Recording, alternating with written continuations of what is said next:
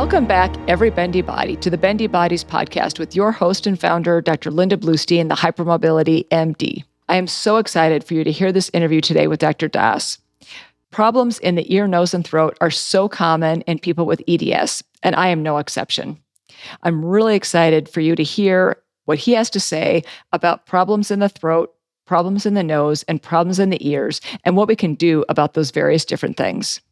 Dr. Das is a U.S. board-certified otolaryngologist with a very impressive bio, so please visit his website to read it in its entirety. He is recognized as one of the nation's best sinus surgeons. He is a former research associate of the Center of Microbial Pathogenesis at the Research Institute, Nationwide Children's Hospital. His NIH-funded research was awarded the 2013 Fowler Award for top basic science research in otolaryngology. Dr. Das suffers from chronic sinusitis following a high school baseball injury and suboptimal surgery. He is committed to providing the best surgical care that can be found anywhere in the United States and across the globe for his patients. Dr. Das is the Chief Executive Officer for the U.S. Institute for Advanced Sinus Care and Research and the Chief Medical Officer for Soundtrace LLC and the co-founder of Zotarix LLC. I'm so excited to chat with Dr. Das about ear, nose, and throat problems in people with EDS, HSD, MCAS, and POTS. As always, this information is for educational purposes only and is not a substitute for personalized medical advice. Stick around until the very end so you don't miss any of our special hypermobility hacks. So let's get started. Dr. Das, it's so great to speak with you. How's your day going? It was going well. I ran into some technical problems with this recording that was a bit stressful, but I am so excited to finally get to talk to you about EDS. We're here now. That's the important thing.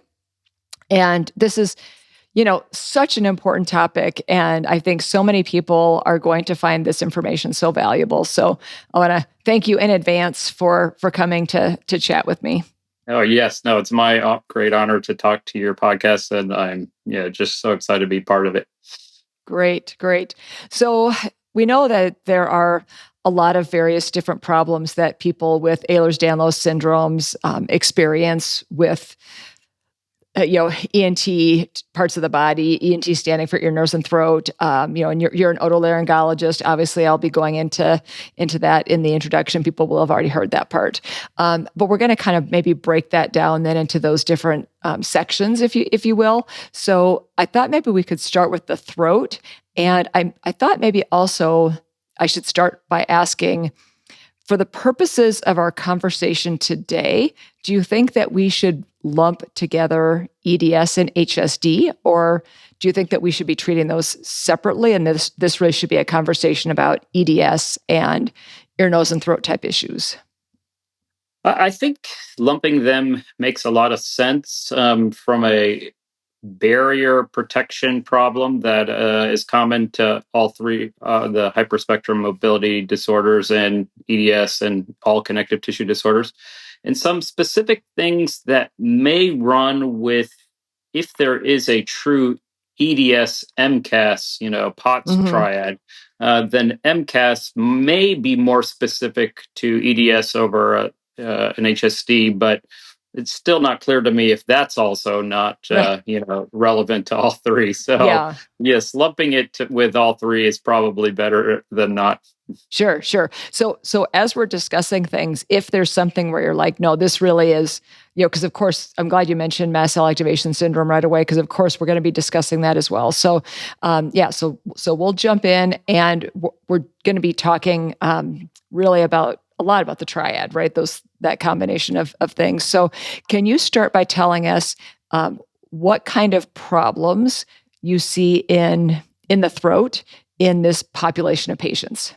Sure. The biggest one I see is frequent sore throats, also large tonsils, and in particular tonsil stones. Those are, I don't have any data, or I've never seen this in a study. Just anecdotally, I can tell you that tonsil stones seem to be much more frequent in people with EDS than the average population, and large tonsils, and as a result, obstructive sleep apnea, tonsil stones, chronic tonsillitis, chronic sore throats definitely seem to be the biggest problem I see. Interesting. I went through a period of my life where I kept getting recurrent sore throat without infection, and every single time this would start, you're waiting, right? You're Mhm. waiting for the rest of the symptoms Yeah, to that tend to continue. that tend to come along with that. And I remember somewhere along the way, finally going in for an evaluation, and I was literally told by the ENT physician, because I have a diagnosis of hypermobile EDS. I was told by that ENT physician, well, EDS does not affect the airway. Well, I'm an anesthesiologist, and I'm thinking to myself, pretty sure I disagree with you, but Yeah. yeah. Yes, I think a common kind of victim trauma syndrome as part of EDS is realizing that 98% of doctors don't have any familiarity with this disease, and Mhm. you soon become an expert yourself as a patient, more so than most doctors, and then you really seek out the advice of the few doctors who do have some background with it, and so that has been my experience as well. Yeah, exactly. Okay, so what about, I feel like another thing that's really common is dysphagia or difficulty Yeah. swallowing. And I don't know if that would be appropriate to consider now as part of throat, or if we should dive deeper first into those things that you mentioned: sore throat, tonsil stones. Sure. Um, Yeah. and- No, I definitely agree. Dysphagia and kind of dyskinetic esophageal disorders where mm, you have esophageal dysmotility syndromes are are also very common. I completely agree. It's kind of random that your throat, ear, nose, and throat takes care of all of your throat, kind of anterior to your airway. We don't do the esophagus very much. We, let GI do that. And then the spine is, ortho or neuro. So we're really only kind of the half of the throat. And as a result, that esophagus doesn't necessarily come to the forefront of my mind because we tend to refer those patients to GI, but definitely that is also a huge issue. and what about, well, I think this would be, what about globus sensation? Is that something that Yes, you see? globus now, and globus can come from a variety of problems: sinus drainage causing globus, chronic tonsillitis, and chronic sore throats causing those symptoms from your lingual tonsils being big or having things, and reflux. Silent reflux is a very common problem that Mm. can cause globus. So globus is kind of the harbinger of a bigger problem somewhere else, but a lot of causes can cause that foreign body sensation. Another thing that I think would be interesting to talk about would be oral allergy syndrome. Mhm. Can you tell us what that is, and is that more common in this population? Yeah, I don't know. The specifics of oral allergy syndrome are kind of changing, and Mm, so I haven't been kind of versed on the latest of oral allergy syndrome, but we our immune system develops in two ways. One where we take antigens through the nose and through the skin, and that tends to create a more of an inflammatory and atopic kind of anti-response, and things that are taken orally tend to be um, a quieting response as a child. So then we then get this problem, and it's common in the EDS where certain foods and certain tree nuts, vegetables, those things that otherwise should have been uh, quieted when between the ages of 0 and 2, where our body sees that as a mm, healthy antigen, our body slowly develops an immune response to those. mm, Those and the latest data is we think, and this is why this may be more common in EDS. We know we've learned in atopic dermatitis that if people's skin barriers break down and those antigens get absorbed initially in our body through our skin, then our body will see those proteins typically as foreign and a problem.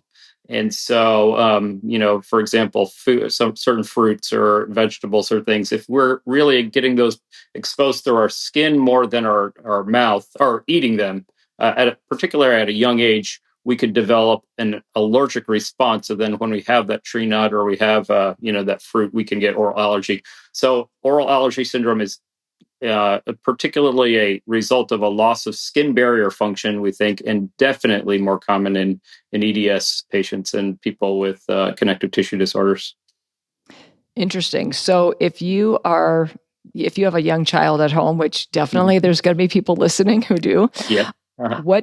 What can be done in order to minimize, if anything, minimize the chances of that child developing allergies as they grow up? Oh, that is such a great question. Number one, between the ages of 0 and 1, we need to probably be letting our children eat as many different things as possible. Eat as many, if you have a family allergy to shrimp, it's important that your children between 0 and 1 start to eat shrimp. If you have allergies to peanuts, you guys are terrified to have peanuts in your house. You need to have your children between 0 and 1 to have peanuts for the first time.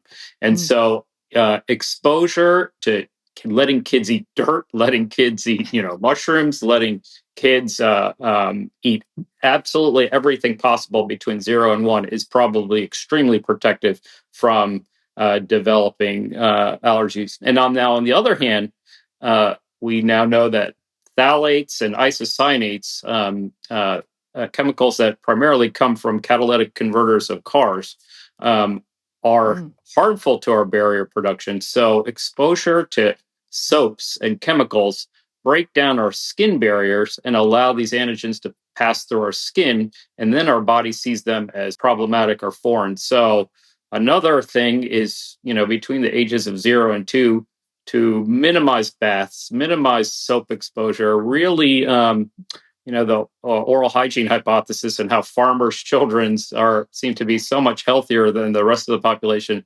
probably is from these chemicals breaking down our skin barrier. So we want to eat dirt, and we want to have, not soaps wash the dirt off of our body. That is kind of this counterproductive, kind of counterintuitive thing that we've really learned in the last decade or so.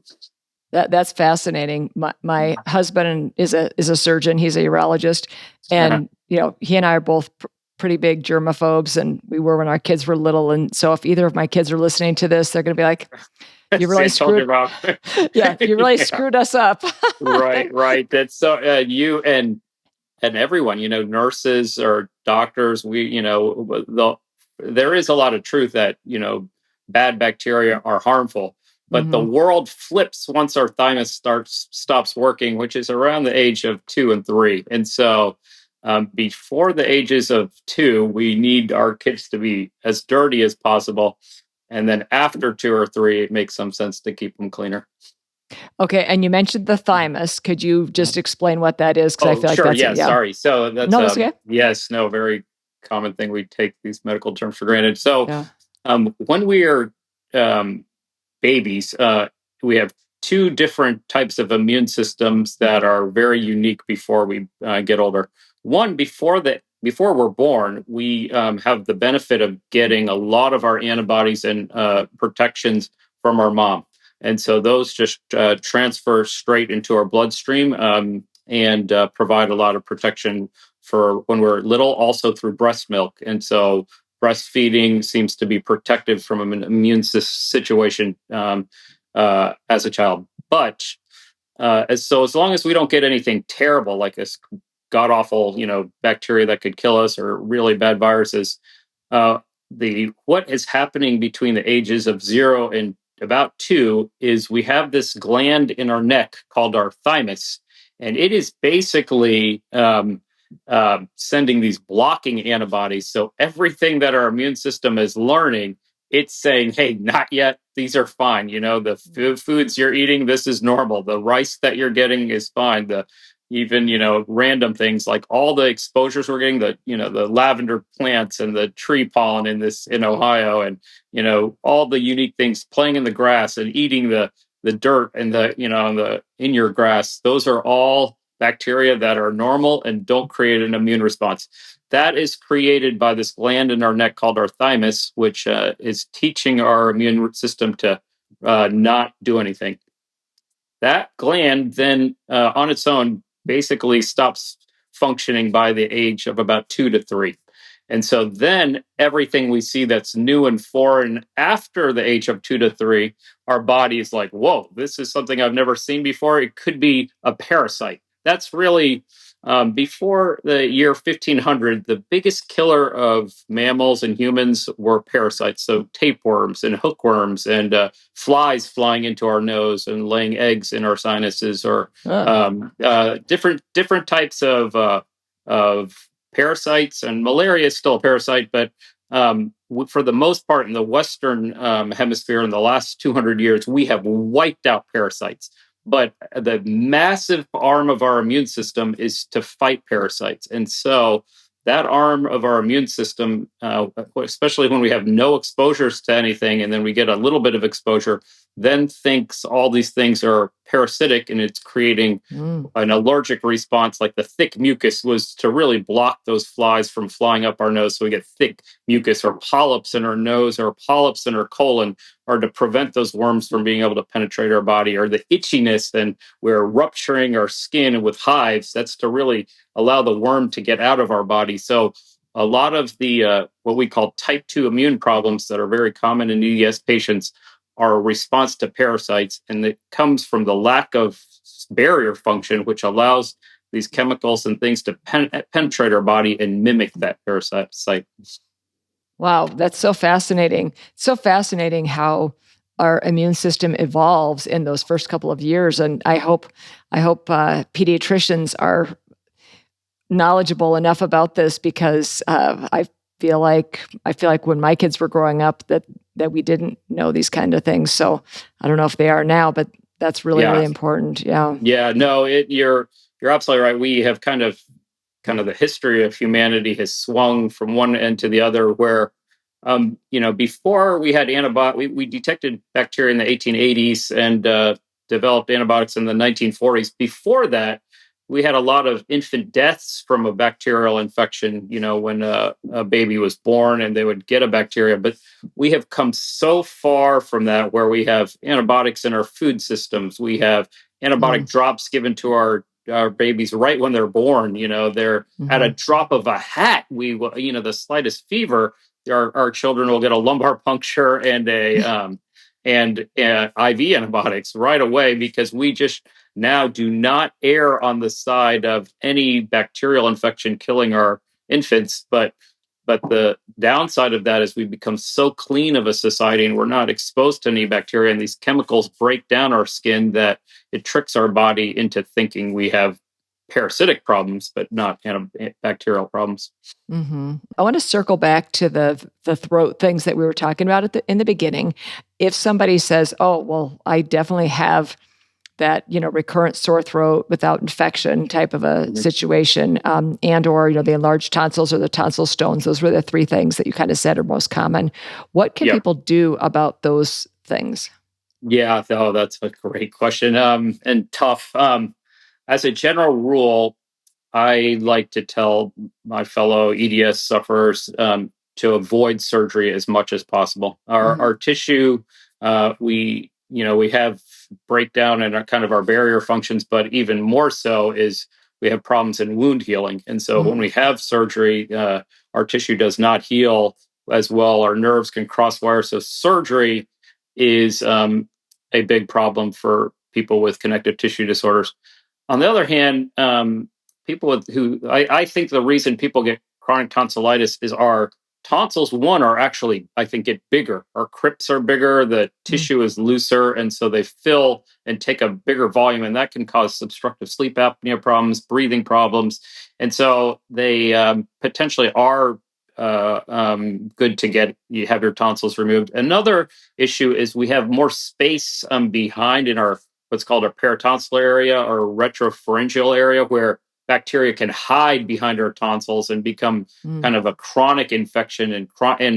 And another problem is that bacteria in EDS patients can get deep into our tissues. They can bypass kind of the surface lining and get deeper in between the cells and inside the cells. And so the throat behind your tonsils is a kind of a safe space for these bacteria to be able to live and cause chronic problems. So I for people who suffer for sore throats and chronic tonsils, I recommend typically maybe twice the length of antibiotics that other primary care provider might give us based on a guideline.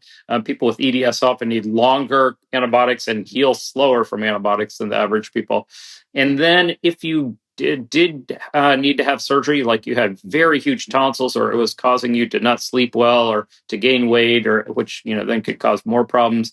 There is a type of surgical technique called an intracapsular tonsillectomy that a small percentage of our surgeons are using, and that makes a lot of sense to me to have. That minimizes the trauma to your deeper tissues, and it may not be as complete of a tonsillectomy as the older techniques, but is much less traumatic, and I think would serve our patient population well. That's a fantastic, very, very specific tip. So that's really, really great. I had two follow-up thoughts. One was, I love that you said about recovering from antibiotics.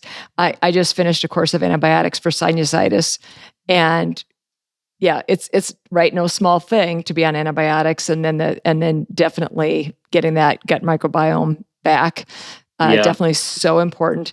And I wanted to ask about the tonsil stones, because honestly, I totally forgot that I went through a period of my life where I had those tonsil stones. It was really problematic for a while, and then now, knock on wood, I don't get them anymore. Have you seen that before, where people have them but then they resolve? Yes. Very common. Our tonsil tissue, it's part of a group of tissue called mucosal associated lymphoid tissue, or MALT.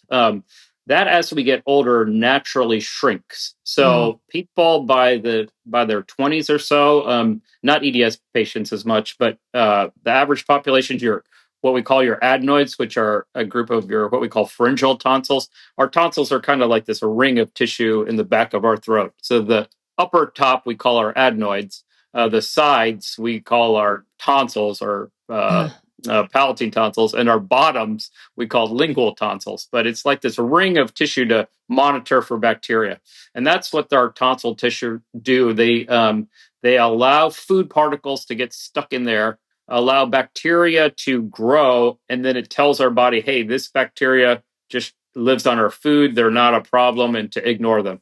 And so the problem with EDS patients, I'm not sure this is, I don't have any science to state this, but I've seen this just throughout my career, is we get larger crypts and larger tonsils. So tonsils have these little tiny crypts to allow bits of food to fall in. So a small amount of bacteria can grow, and our body can detect that bacteria. We have bigger crypts, so huger chunks of food fall. And if you can imagine, like, the world's biggest plaque ball, that's what tonsil stone is. It is just pure bacteria under a microscope. I mean, a massive amount of bacteria. And if they become anaerobic, they smell as bad as poop. They can be just god awful, but they're just these massive collections of bacteria because our tonsils are so big. And so, but naturally, once we hit our 30s or so, our tonsils start to shrink, and then we get back to like a normal sized tonsil. And then we actually, a little later than the average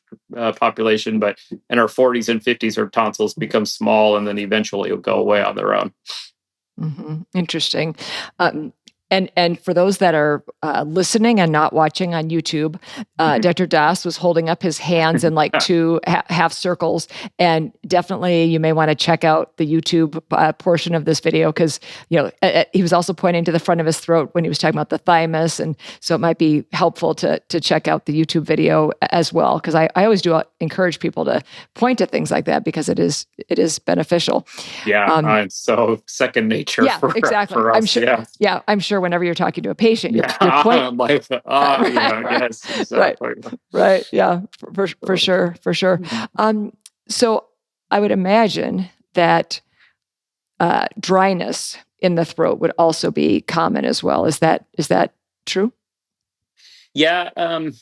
Yes. Dryness makes me a little more concerned. Uh, Dryness is hard for us because it really depends on the environment you live in. Like someone growing up in Colorado, very different from somebody growing up in Miami. And so the environment Right. that we're in really affects the kind of level of dryness in our throat. But EDS patients, so the most problematic dryness can sometimes occur when our immune system starts to attack our salivary glands. And so EDS patients where bacteria can actually, like I said, get deep into our tissues.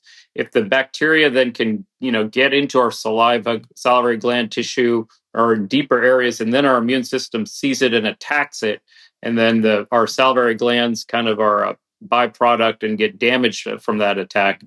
That makes me start to worry that your bacterial problem is much deeper, or it could be an immune problem that's now starting to attack your own body. And so I start to engage my rheumatology colleagues and do like minor salivary gland biopsies and things like that to look for deeper problems. But in general, yes, I think dryness is a more common problem in EDS, and it kind of relates to where people live in terms of how I try to go about taking care of it.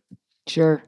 And what about the larynx? So, in terms of the vocal cords themselves, do you see much in the way of vocal cord dysfunction?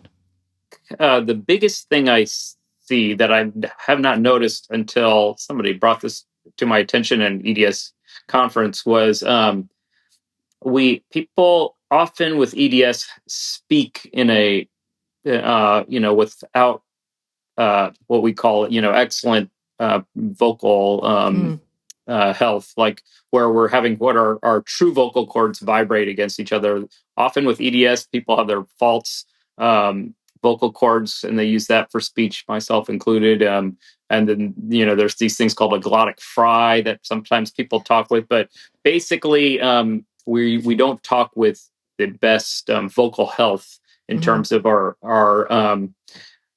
true vocal cords vibrating against each other, which is a result of a lot of laxity and a lot of postural issues, and can be trained to be improved. And so uh, we do see a lot of voice problems. And now when we think of vocal cord dysfunction, that often purports to a problem where our vocal cords are inappropriately closing when they shouldn't be, or opening when they shouldn't be. And that can come from a lot of silent reflux, and people with EDS and HSD get a lot of hiatal hernias where a part of your stomach is pooching over your diaphragm. So you get a lot of heartburn and reflux. And that reflux then washing on your vocal cords all the time can make you have vocal cord problems as well, to the point where you might feel like you're choking, even where your vocal cords slammed shut when they should be open. And we call that primary vocal cord dysfunction. And that is a problem that we see a lot as well. Mm-hmm. I was smiling when you said about the vocal fry, because is that what you call fry, yeah. Glottic fry? Because I worked with I had speech therapy for a while, and that's what they called what I was doing, I guess. Yeah. And I feel like I could probably benefit from doing that again. Same. And then, like when I use good vocal posture, my voice sounds so different. I feel like I'm an imposter, trying to talk. And they're like, "That's how your voice should be, Shu." And so it's very, very common. And so interesting. What about bifid uvula? Is that something that no, I don't think that to my knowledge, a bifid uvula is on the spectrum of problems where you can get at the most severe end a cleft palate and a cleft lip, and the bifid uvula is kind of the start of the poor union of our skull at birth. And I have not known that to be a problem with EDS. But honestly, if somebody showed me data that was, it would be interesting. But that to me, I've always thought of as a problem of malunion of different plates, and I'm sure there's a genetic component to that somehow. But in that fusion disorder, to me, my guess is it might be more toxins to the mom, in utero, from the mom in utero, or a genetic issue that might be separate from EDS. But I've always known that to be a genetic problem from birth. I think that is more of a something that I've seen on on the tables of like red flags for the genetically the ones that we can genetically determine. So the non-hypermobile forms of EDS and osteogenesis imperfecta and Louis Dietz and those kind of things. But I don't remember on that table like which ones that the Bifid uvula correlated with. So anyway, I was just curious. I mean, if failures of union throughout our body are related, that is something I didn't realize. Yeah. So I want to dive into the nose. Let's just I want to first ask what problems you see most commonly in the nose, and then after you kind of tell me what those are, we're going to take a quick break, and then we're going to kind of come back and talk more about the nose. But first, Can you just tell me what things you see most commonly? Sure. By far, in a way, the most common I see are what gets lumped into a group called non-allergic rhinitis, where somebody says they have a lot of allergies, they get congested, runny nose, postnasal drainage, then they go to their doctor and they're like, everything looks fine, or you tested negative for allergies and you're fine, or they get Flonase, which is, very reflexive for us to give, and then people come back and say the Flonase is making me a little bit worse, and they're like, well, we'll send you to ENT and everything looks fine, and I'm not sure what's going on. That is like, EDS related MCAS in a nutshell. And then we also see people have problems with chronic sinusitis where, somebody else gets a cold, they get the cold, it becomes a sinus infection. For somebody else, they get over it in a week or two. And for us, it lasts for a month. And then we get another cold and it's another month, and you feel like you're sick all winter. You're tired of complaining about being sick, but you basically are sick all winter long, and finally get some relief maybe in the spring or summer, and then it starts again, and you feel like you just deal with chronic sinusitis a lot longer than the average person. I see that probably number 2. And then number 3, I take care of a very rare group of patients who have a problem called empty nose syndrome. And that problem often comes from surgery to your inferior turbinates, for often, I think, the MCAS problem, then poor healing from that turbinate surgery, and then now having severe problems from, turbinate surgery that you didn't heal well from. So I see a lot of people with that group of problems as well. Those are probably the biggest things. Older men, as in their 50s and 60s, we get our nose starts to collapse. And so a lot of nasal valve collapse and problems breathing that we have some new technologies that can help. And so those are probably the top 3. Okay. I really want to dig into empty nose syndrome and also want to talk about Flonase, because I know I heard you make a comment about that once before.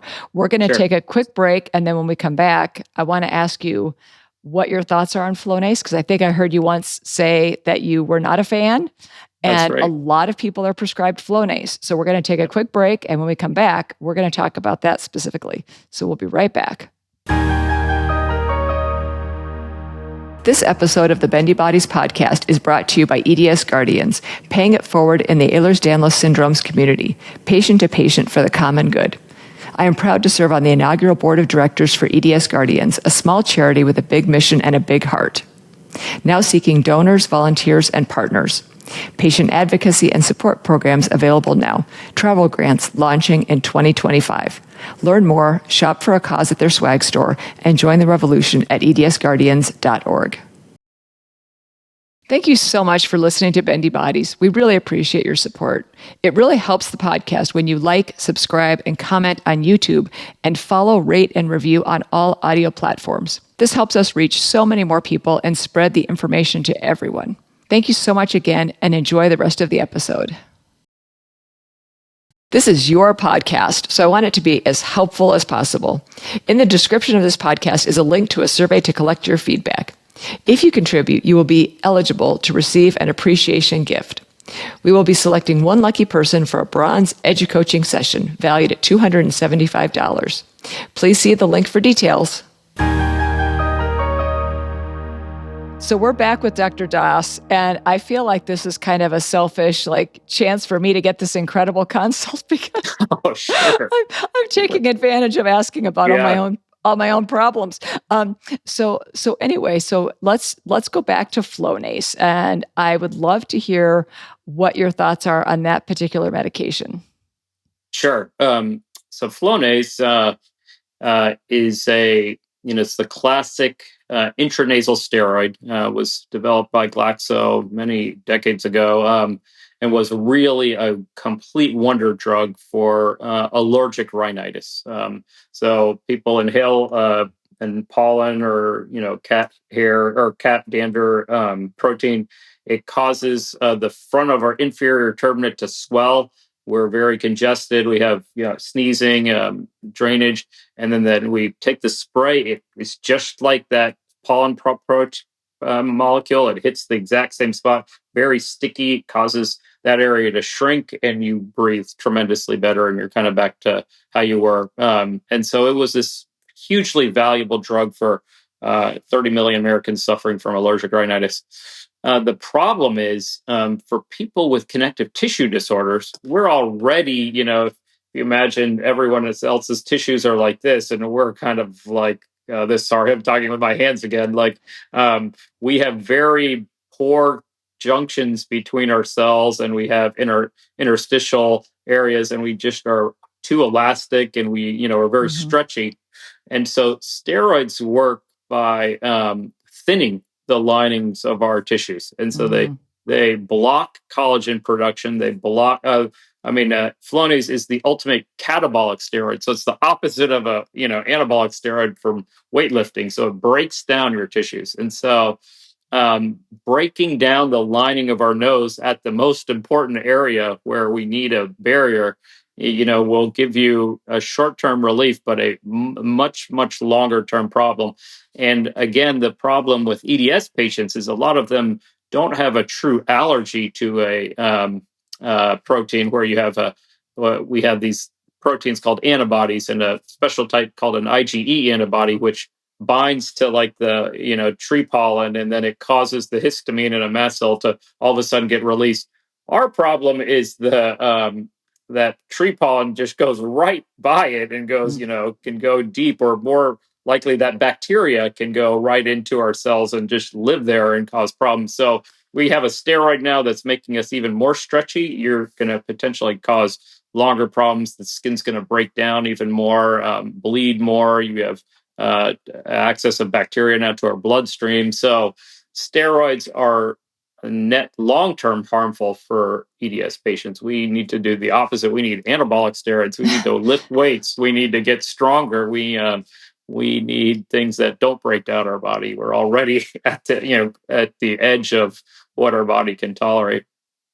Oh, that's so important. That's such great information. And if people don't get anything else out of this episode, I should say, that right there, that's solid gold information. So thank you for sharing that, because that's huge. Yeah. Yeah. And on top of that, to even reemphasize what you're saying, is doctors, we reflexively give steroids for problems even when we don't understand them. So if you have EDS, really, I want you to have 2 or 3 opinions of 2 or 3 doctors, and ideally an EDS specialist, saying, I know steroids are bad, but in your case, I really think you should try them before you ever take any steroids of any type.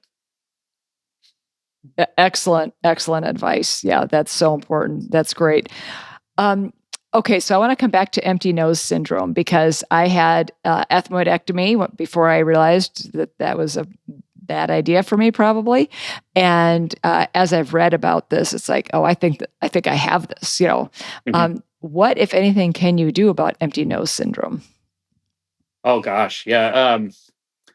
I'm probably one of maybe 3 or 4 doctors who are actively trying to try different things like cartilage implants, and I think I'm the only doctor in the country that's trying platelet-rich plasma and kind of stems. We take fat from your body and centrifuge it to try to harvest the stromal vascular fraction and the mesenchymal stem cells from that tissue and try to re-inject that into our turbinates to try to cause more collagen production and more tissue health. And so it's a very, very difficult problem once you have it.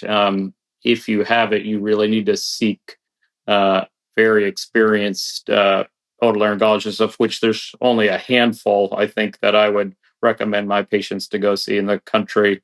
It's a syndrome where, again, most people don't understand EDS. Most people don't understand empty nose syndrome. And there are a ton of physicians who just completely discount it. They're like, I've done the same operation 1,000 times on people, and all the other 1,000 have done really well, and now you're doing really poorly. It must be in your head, or you must have an anxiety disorder, or something's wrong with you. And they can't come to terms with somebody could have a rare connective tissue disorder, or a rare, a nerve disorder, or a rare vitamin transporter problem, or something rare that makes them have a very bad outcome with surgery, which is, rare, but happens. Yeah, no, that definitely makes sense. And we know that transitioning a little bit, but staying in the nose, CSF leak, spontaneous CSF leak is something that happens, and people can get clear rhinorrhea or clear discharge from the nose with CSF leaks. Is there a way that you would be able to determine if that's a CSF leak or if it's just, discharge for another reason?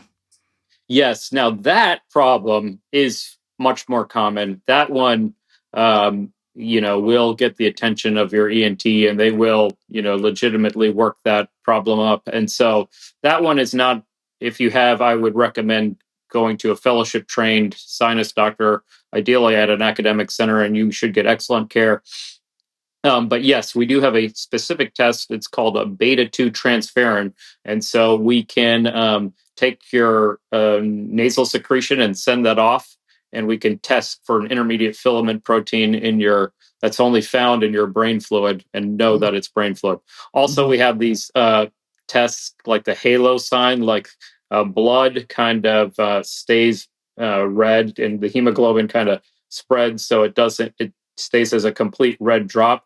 Whereas if you have CSF, like you get this little halo of clear fluid that dissipates from the central mucus, and so it gives us a sign that this could be CSF. And so also CSF tends to drip like a faucet. It's extremely thin, and so it typically drips from one side of your nose, whereas allergies or nasal secretions tends to be a problem on both sides. But yes, EDS patients and people with tethered cord, Arnold-Chiari malformations, they often tend to have more often brain fluid leaks, and that is a problem I take care of a lot of in EDS patients, and just in Ohio, it seems to happen a lot as well. Mm-hmm. Okay, that's really really good to know about, because that's obviously a really frustrating challenge for people, and actually trying to get to the correct diagnosis is absolutely essential. Yeah. Okay, so I think we should actually, I was going to transition to the ear, but first, was there anything else that we should talk about for recurrent sinus infections? Was there anything that people should be doing for that? Yeah, if you have recurrent sinus infections, again, probably the take home kind of bigger points is you need antibiotics, you need them longer and earlier in the infection, and you will often I'll hear, yeah, I'm getting better, but it's slowly getting better, and you need to stay on antibiotics until you're fully better. And so for somebody else, it might be 3 or 5 days. For you, it might be 14 days or even 21 days, but you need to stay on those antibiotics until you get fully better. Avoid surgery, multiple opinions before you consider surgery. Absolutely avoid turbinate surgery, which could cause empty nose syndrome. And don't stick with your symptoms, and just don't let your doctor talk you out of your own perception of your symptoms. It's so common. Like, are you sure you're not getting better? Like, oh, people in our minds, they kind of want to check off that, oh, you're not really that sick, or you're not, not getting better. No, you say exactly what is happening. I am dripping clear fluid, and it's not getting better. It's worse when I go to the bathroom. I did take these antibiotics. They are not helping. I'm only maybe a touch better, but be very clear and stick to your guns when you're with your physicians, and that sometimes will help you get better care. Mm-hmm. Okay. Early on, when you're say you have a cold or an upper respiratory tract infection, but there's no sign yet of a sinus infection, is doing things like more decongestants, or using like a nasal decongestant nasal spray, does that potentially help prevent a sinus infection, or not really? It's kind of mixed. There has been some data that, like with COVID, washing your nose with salt water seemed to minimize COVID symptoms a little bit. There has been one big study where if you wash your nose with salt water when you're healthy, you're washing away the good proteins in our body that protect us against infections and make you more prone to Oh, infections. So, okay. so definitely, uh, if in the periods where you're completely healthy, then washing your nose is probably harmful. But right at the beginning of when you're getting sick, I like to have my patients take very hot, steamy showers for a Mm, long time, and the heat and the steam, and then blowing their nose at the end of their steamy shower is helpful. Heat, we now know, like for example, our nose makes these little membrane particles called exosomes, and those work to trap viral particles and minimize the amount of virions that can infect us. But they don't work as well if our nose gets cold, and so mm, that might be why we get more sick when we're colder. So um, staying warm and heat is very helpful, and EDS in general, heat is really helpful. It expands those tissues and reduces the contraction of those tissues. So heat and steam are early in an infection are what I really like everyone to use. which is great, because that's something that most people should have access to do. And Right. so wonderful. Okay, let's move on to the ear. What kind of problems do you see in the ear? Um, let's see. I see a lot of people get cerumen impaction, so earwax Mm, getting stuck in their ear. mhm, That's a common problem. I like to have people use Debrox. It's a mm, hydrogen peroxide based ear drop that you can buy at Kroger or at the grocery store or at mhm, the drugstore. And I tell them to use it maybe once a week in their showers, and that helps stop plugging up their ears. Then another problem. It's actually not involving the ear, but causes me and a lot of EDS sufferers tremendous ear pain is we have this nerve in our neck called our occipital nerve, and it goes right, through our cervical spine, then kind of comes up this way right behind our ear, and mm, it's right by our level 2 jugular lymph node chain. So if we get any swelling in that chain, it can kink that nerve. Or if you have, neck arthritis or you sleep funny, that nerve can get kinked, and it can cause 10 out of 10 nerve pain, mm, right along this back. And it feels like your ear is killing you, your neck is killing you. It's like, it's tremendously painful. That is due to a nerve getting kinked right here and in your neck. And so, again, that I found the best is just a super hot water shower, right to, sitting for 30 minutes with the hot water as mm. hot as you can tolerate, hitting that joint, and that can get you some relief. Uh, Wow. that is a very common problem that gets constantly blown off. Where everyone's like, "Your ear looks fine." I'm not sure why you're having this ear problem. Um, Outside of that, no. Other than that, I don't see any kind of natural ear issues like eustachian tube problems or cholesteatomas. So, fortunately, ear issues have been, no, I haven't seen that more than the average population. Okay. What about tinnitus? Mhm. Now, tinnitus is a extremely common problem. Unfortunately, uh, almost 50% of men by the age of 50 will have it. Almost 50% of women by the age of 70 will have it. And about 100% of people if they live to 90 will have it. And so Ooh. tinnitus is this problem where when we're born, we're only born with about 20,000 inner hair cells and each inner hair cell gets 3 outer hair cells, so 60,000 outer hair cells, and it's in a tonotopic map where right at the front are our low frequency, and then it goes around our cochlea all the way to our highest frequencies. And so we have this area in our as our cochlea bends, where the vibration, tends to put a lot of trauma to our cochlea at around 8,000 hertz. And so if we're exposed to a lot of noise, and it's only worse in our children are on AirPods all day long. There's a lot of noise exposure, but our generation went to rock concerts where the speaker was we're like, do people have fun at these things? I can't hear a thing, and the speaker is literally blowing my head off. And, everyone was like, this is amazing. And so our generation had a lot of noise exposure as well. And then, people who work and are exposed to a lot of loud noises have problems with tinnitus as well. But as you accumulate noise damage over your life, those hair cells break and die. And then when they die, tinnitus is really a phantom pain where we are hearing now. The sound that we hear is from a negative signal, like the lack of signal coming from our cochlea.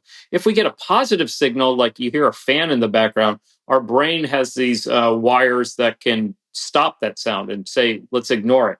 But it can't handle no signal from our ears very well. So the best treatments for tinnitus are to try to, if you can find, it's the same with our phone now, find our phone to generate the same frequency of noise that we're hearing in our head.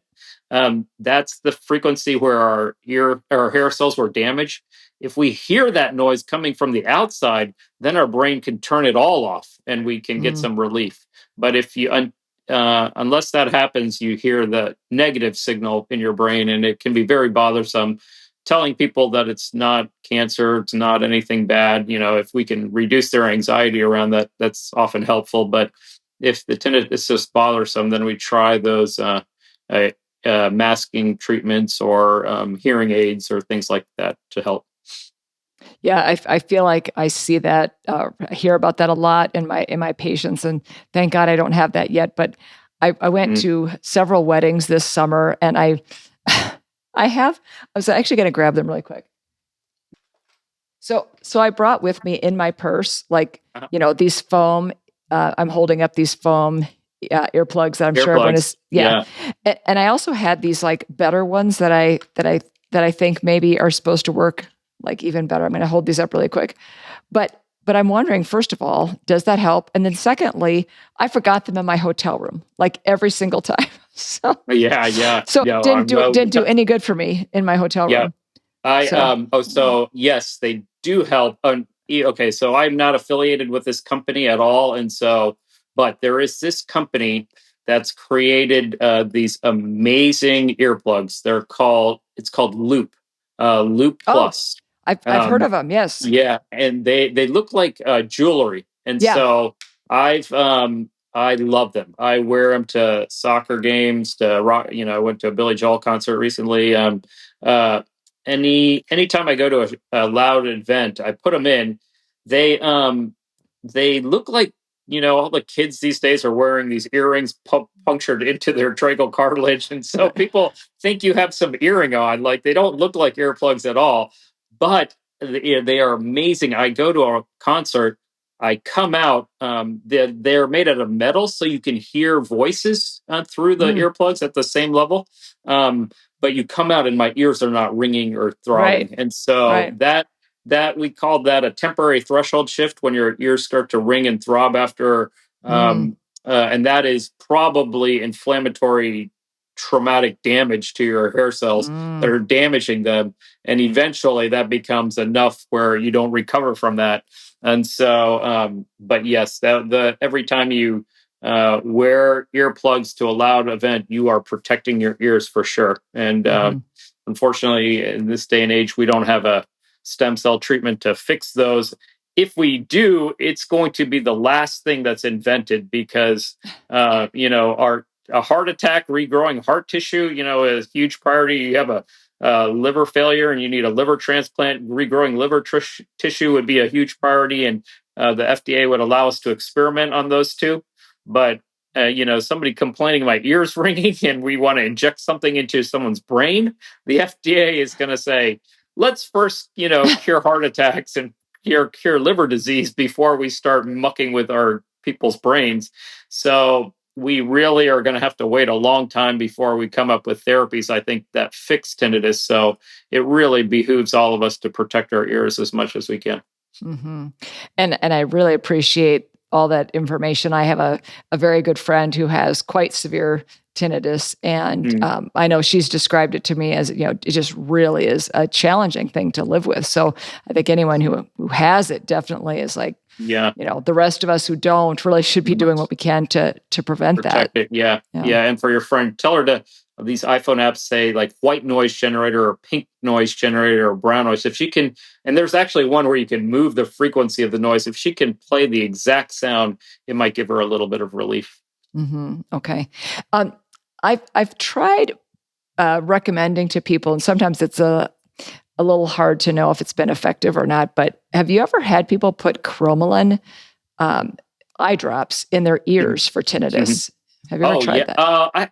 I haven't. I have never prescribed that for tinnitus, but I love that. I don't use cromolyn as much. I use azelastein, which is the cromolyn supposedly stabilizes our mast cells. I'm not sure how the mechanism works, but azelastein is a similar molecule that actually blocks histamine. It's a histamine blocker, but the eye drops, if something can be manufactured that's safe for your eyes, it's got to be pH balanced, isotonic. It's got to be completely antibacterial. So you can put it in your eye. You can put it anywhere in your body. So I have my patients take antihistamine eye drops, and anywhere they're itchy on their skin, if they get hives or itchy, I tell them to put it all over their body, in their nose, their mouth, anywhere.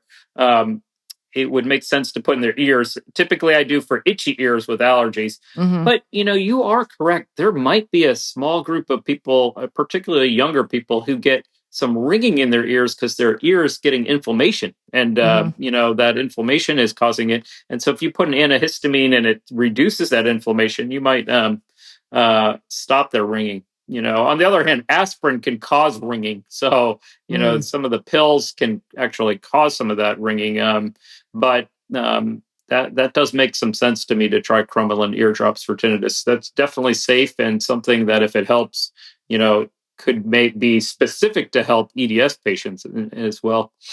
And if somebody tries that, and well, actually, I was going to say if you find it effective, but even if you don't, send me an email and let me know, because we learn a lot from our patients, and we learn a lot. I learn a lot from listeners who send messages. Absolutely. I learned from my colleagues, my patients. And I will say so much of my knowledge is kind of, normally when you're giving talk, you kind of go right to the data of, a study has showed this, so I can I'm comfortable saying that, this study supports X, Y, and Z.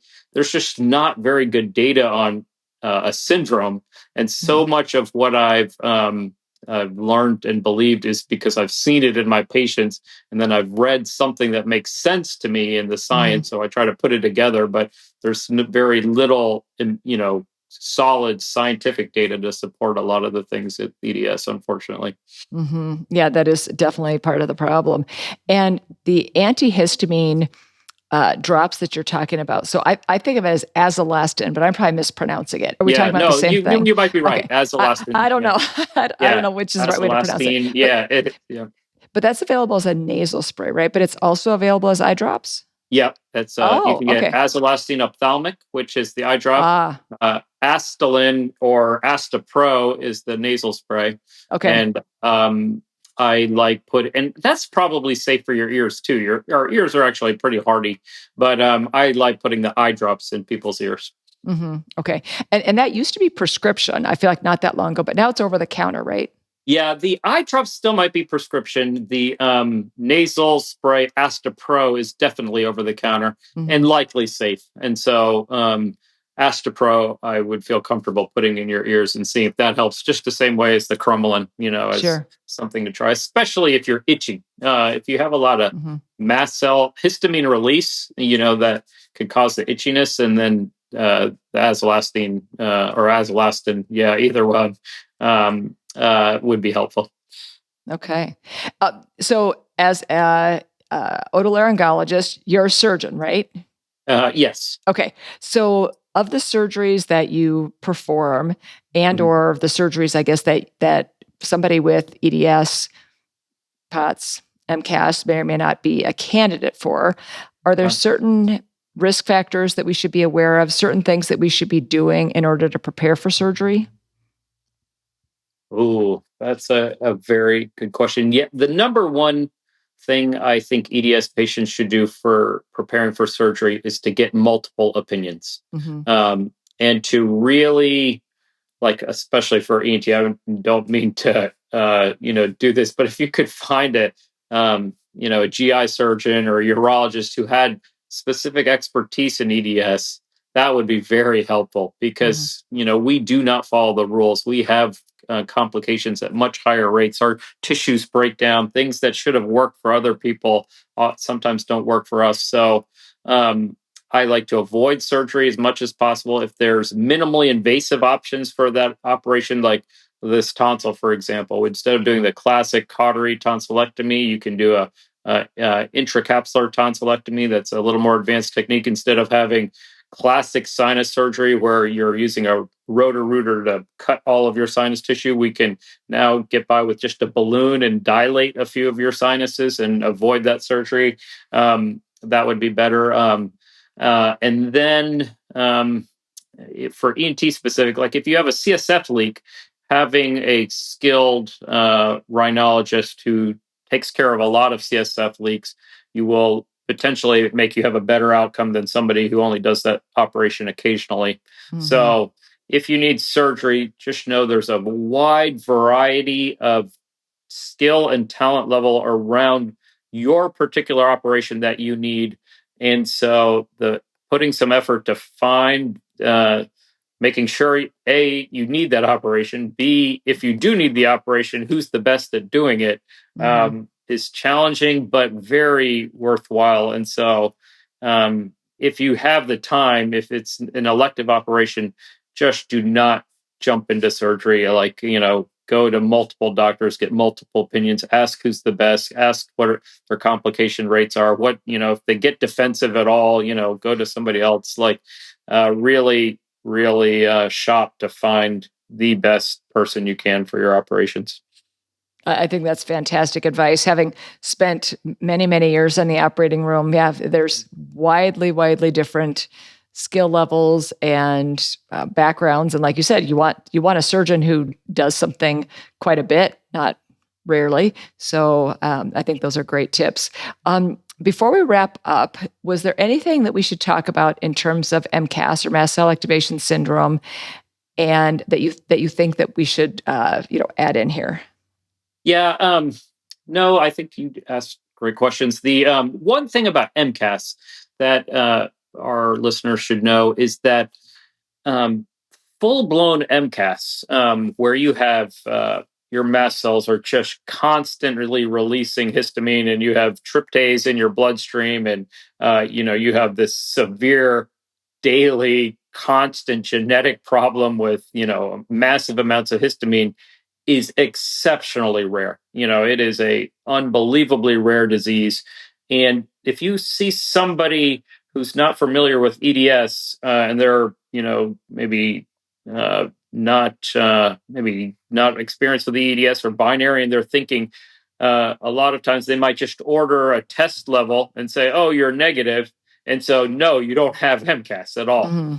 That is very frustrating to everybody, because EDS and MCAS are part of a spectrum. Like, you could Right. have 100% amazingly functioning mast cells that are extremely tight. None of the histamine gets released unless you come with a lock and key and you put the right antigen right there, and then it opens a tiny door and a little bit of histamine comes out.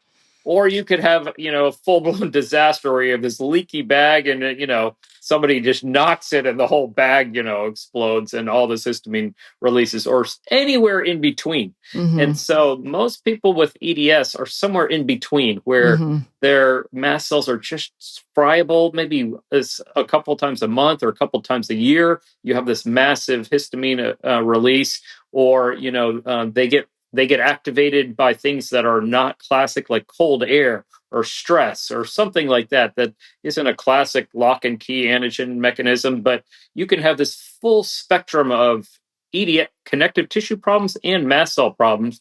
And so you shouldn't necessarily, if you get a test that says you're negative, be like, oh, I'm fine. Or, I'm discouraged because I think I have it. Now this doctor doesn't think I have it. So there's this whole spectrum of how stable your mast cells are that anyone could have. And that can change over time, over our years. And if we're sick and such, so it should be, instead of mast cell, activation syndrome. It's a syndrome. It's not, yes or no. And so that's important to remember, that you can have different levels of severity of how your mast cells dysfunction. And I've said a number of times recently, I think we should stop calling it mast cell activation syndrome and instead call it mast cell activation spectrum. Yes, that's great. It is exactly, in a word of what I was trying to explain, it is definitely a spectrum. Yeah, we don't even have to change the acronym. Yeah, it could just be MCAS, right? Yeah, empty nose syndrome is really terrible too, because most of my patients don't have an empty nose. Like classically in the 1960s, a bacteria, Klebsiella ozenia, used to erode your entire nasal cavity, and that's what people thought. It really should be turbinate dysfunction following surgery, TDS. And so if then ENTs would be, oh yeah, that makes total sense. You could have the organ dysfunction after surgery. We see that all the time after, certain, surgeries on different organs. Why would the turbinates be any different? But people say, oh, I do have empty nose syndrome, doc. And they look and they're like, no, everything's still there. You're fine, and then that person is dismissed. So it's so fascinating what things end up getting named and how that impacts how people are validated or not, That's right. Yes. Yeah, you're so right. Okay. This has been such a fantastic conversation. I know I learned a lot, and I'm sure other people did as well. We always like to wrap up before we have one final question, but with a hypermobility hack or a couple of hypermobility hacks. Do you have some hacks or quick wins that you want to share with us? Oh, gosh. Yeah. For me now, I'll give you maybe two groups. One for me as a patient and one for me as a doctor. For me as a patient, super hot water, that is, seems to be the thing that helps my joints and my neck and all my symptoms the most. And number two would be lifting weights. We're told, for other people, when you lift weights, to go through the full range of motion and to have, very good technique across the range of motion. For EDS, I think that's not valuable. I think you really want to build the central belly of your muscles that my wrists, for example, are hyperextendable. So I want to work on really strengthening the center of my forearms to reduce my mobility of my wrist, which means just heavy weights, very low, maybe 6 or 8 reps, but not going through the full range of motion. I'm just kind of like I'm showing off almost, and not doing good form. But those two things are probably, for me, have been the most helpful. Now, for my patients, we kind of talked about them. Avoid nasal steroids, avoid surgery. Steamy showers are very good for sinus disease, and longer courses of antibiotics. Excellent. I love that about the, working through the smaller range of motion or the middle of the range, because it can be very challenging to find that sweet spot for exercise and getting that muscle hypertrophy. And so people do need tips for how to make that more successful. Yeah. Yes, definitely. Okay. Before you go, can you tell us what projects you're up to or anything special in that regard, research or anything? And then also, where can we learn more about you? Oh, sure. Right now, I've been actually working on two things that are not that EDS related. But one, it was we co-founded a company called Zotarix with two other pediatric surgeons, and we made this lip guard to protect against burns from a tonsillectomy. We're trying to make Oh, everyone who gets a tonsillectomy have to wear a lip guard so that bovie, maybe once a year or so, bovie causes a little burn right here. You've probably seen it in your career. And so we've been making this lip guard that we want everyone to wear. And then also, I work for a company called Soundtrace that's working on preventing hearing loss in occupational workers and preventing tinnitus, like we were talking about. We're automating audiograms where they get uploaded into the cloud, and then a computer tries to predict where your hearing is going to go based on your prior audiograms, and then warns you, and then warns everyone in your coworkers if you're in a noisy area to make a change. And so I'm working with a company to try to protect hearing loss. And then my website is www.usasinus.org. And so I'm in Columbus, Ohio. A rhinologist here that specializes in bad sinus issues, but EDS is kind of a labor of love for me since I suffer from it. I, love to see anyone with EDS and do anything I can to help people with EDS. But we're in Columbus, Ohio, and www.usasinus.org. okay. And I know lots of people are going to be asking. Mhm. So you are taking new patients? Yep. We Okay. take new patients. We do phone consults for people, Oh, outside wow. of Ohio, and if it's a simple question, I'm happy to.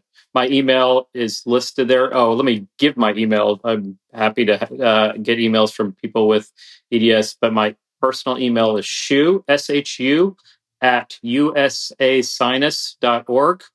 And if it's a simple question or something I can answer very quickly, just people are always welcome to email me, and I'll try to respond to all those emails. That is incredibly generous.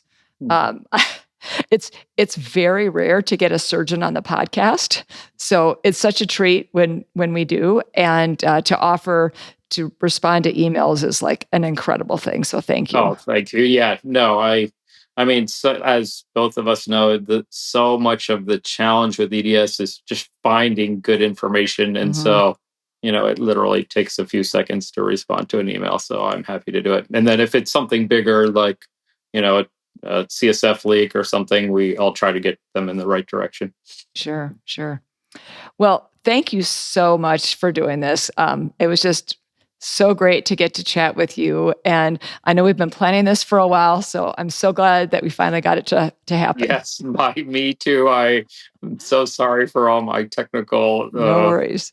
problems. And oh my gosh, I feel like I used to be good. I used to love to build stereo systems when I was like a teenager. So having technical and audio difficulties is even more terrifying for me now that I'm like, I can't make anything work.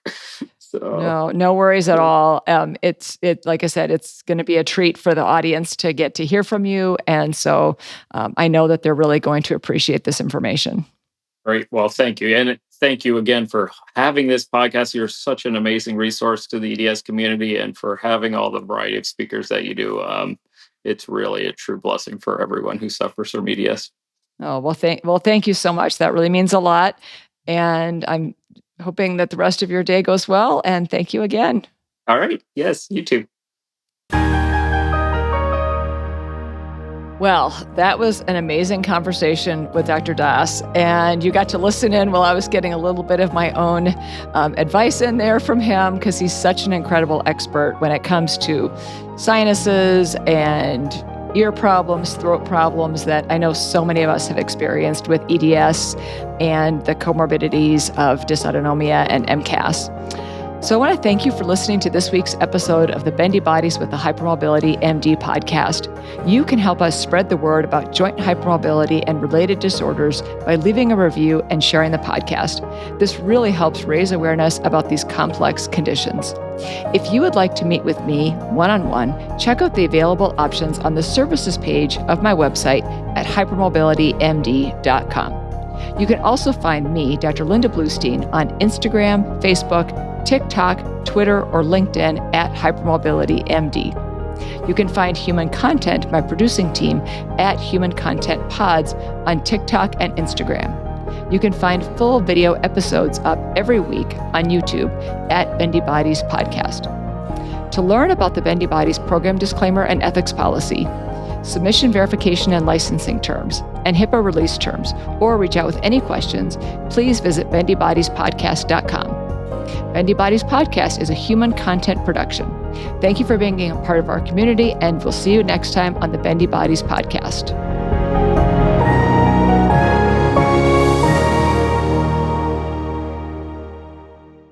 Thank you so much for watching. If you enjoyed this video, give it a thumbs up and leave a comment below. I love getting your feedback. Make sure to hit that subscribe button and ring the bell so you will never miss an update. We've got plenty more exciting content coming your way. And if you're looking for more episodes, just click on one of the videos on the screen right now. Thanks again for tuning in, and I'll see you in the next episode.